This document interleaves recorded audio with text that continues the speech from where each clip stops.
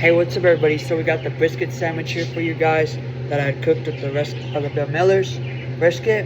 So yeah, smash the like button and subscribe, guys. And you know what to do, guys. When we get right into it, guys, I'm gonna take a bite for you. You know what I'm saying?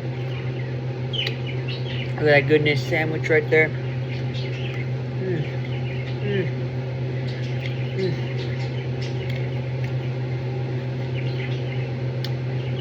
I made it with the rolls. Oh yeah. The bomb sandwich. Make sure you try it out, guys. Please. Love y'all. Here's a full sandwich tutorial.